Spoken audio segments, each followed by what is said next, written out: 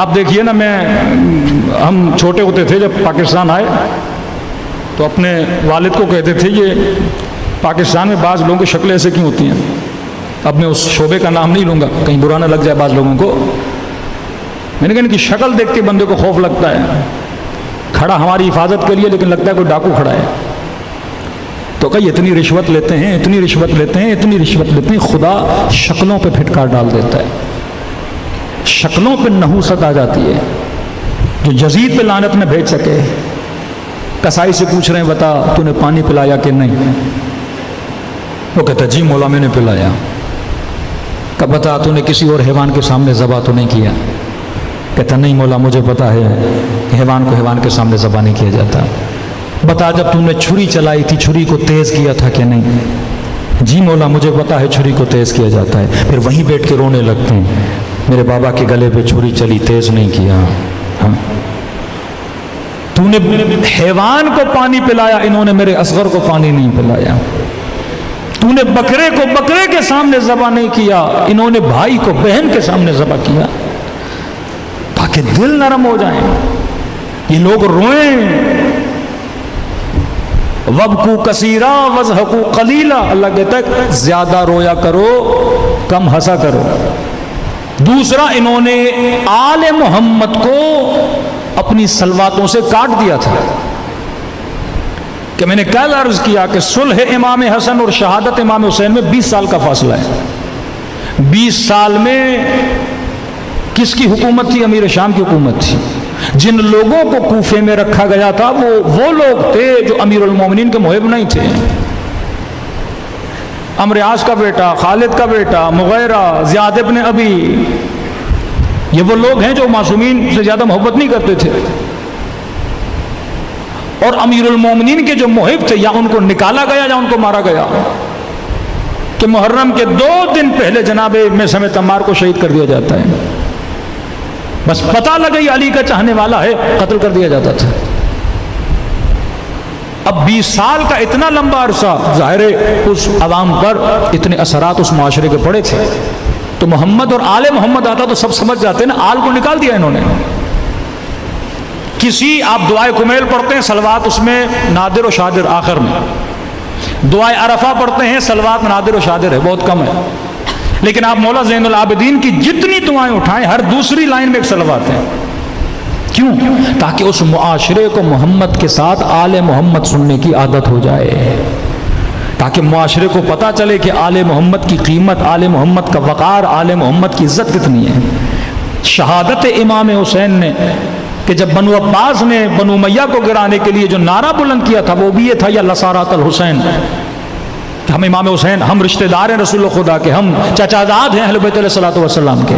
مامون جب امام رضا سے ملتا ہے تو رشتہ داری کرتا ہے. خلفاء میں جس خلیفے نے سب سے زیادہ اظہار محبت کیا لوگوں کو دھوکہ دینے کے لیے مامون تھا. یہاں تک کہ ماحول ایسا بن گیا کہ وہ مدینے سے امام رضا کو اٹھا کے لاتا ہے، اپنا ولی عہد بناتا ہے. مطلب جب میں مر جاؤں تو خلیفہ کون ہے؟ امام رضا ہے. صرف لوگوں کو دھوکہ دینے کے لیے. کبھی امام رضا خراسان نہیں گئے، لیکن نیٹ ورک کتنا مضبوط ہے کہ ہزاروں کی تعداد میں لوگ صرف فرزند رسول کی ایک حدیث کو لکھنے کے لیے ہزاروں کی تعداد میں مجمع آتا ہے. اس قدر عزت و احترام عوام کے اندر آ گیا. حکومت ان کی، پیسہ ان کا، مال ان کا، لیکن یہ تربیت اہل بیت علیہ الصلوۃ والسلام کا اثر تھا کہ لوگوں کے دلوں میں اہل بیت کی محبت پھیل گئی. یہ وہی دعائیں جن دعاؤں میں اثر اتنا تھا کہ زہاد کو اپنی طرف کھینچا، عباد کو اپنی طرف کھینچا. یہ دعائیں لوگ اپنی نماز شبوں میں پڑھا کرتے تھے اور امام کا لقب ہی پڑھا، زین العابدین، سید الساجدین. کبھی سوچا ایک وہ حسین ہے کربلا میں جس سے یہ کہا جا رہا ہے کہ یہ اس کا بیٹا ہے جو نماز نہیں پڑھتا. کبھی یہ کہا جا رہا ہے کہ حسین آپ نماز کیوں پڑھ رہی؟ یاد باللہ شامی کہتے رہے یہ تو دین سے خارج ہو چکے ہیں. اور پھر ان کا بیٹا ہے جس کا لقب ہی پڑ جاتا ہے زین العابدین، سید الساجدین. لقب کو دیکھا کرو کس زمانے میں لقب پڑا اور کیوں پڑا. مطلب اس زمانے میں اس لقب کی ضرورت تھی تاکہ امام زین العابدین کے بعد کوئی یہ نہ کہہ سکے کہ اہل بیت علیہ الصلوۃ والسلام عبادت نہیں کرتے تھے یا نماز نہیں پڑھتے تھے. اب تصور تقویٰ آتا تھا تو امام المتقین یاد آتا تھا، مومن کا نام آتا تھا تو امیر المومنین نام آتا تھا، سجدے کا تصور آتا تھا تو سید الساجدین یاد آتا تھا، عبادت کا تصور آتا تھا تو زین العابدین یاد آتا تھا، کسی سچائی کا تصور آتا تھا تو صادق آل محمد امام جعفر صادق یاد آتا تھا۔ صلوات پڑھے محمد و آل محمد۔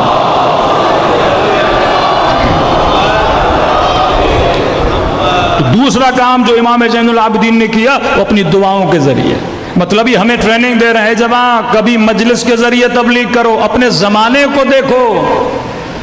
آج شاید ایک مجلس کا اتنا اثر نہ ہو جتنا سوشل میڈیا کی ایک پوسٹ کا اثر ہو۔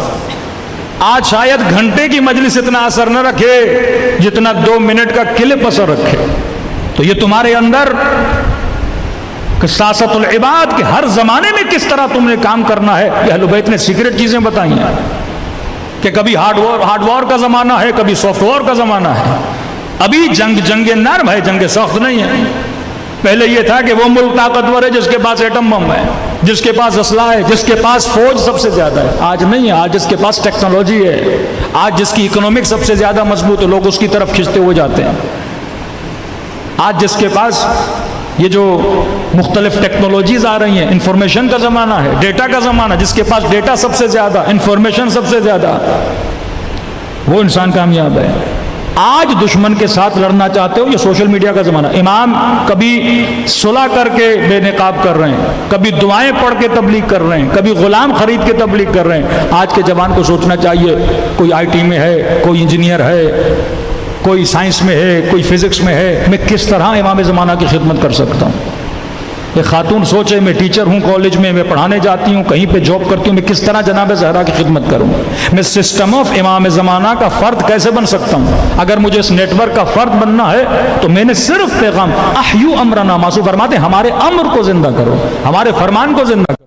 تو جتنا آپ کو زندہ کریں گے اتنا یہ نیٹ ورک کیا ہوگا، زندگی اس نیٹ ورک کو ملے گی، اور جتنا یہ مضبوط ہوگا اتنی جلدی امام زمانہ کا ظہور بھی ہوگا۔ صلی اللہ علیہ محمد و آل محمد۔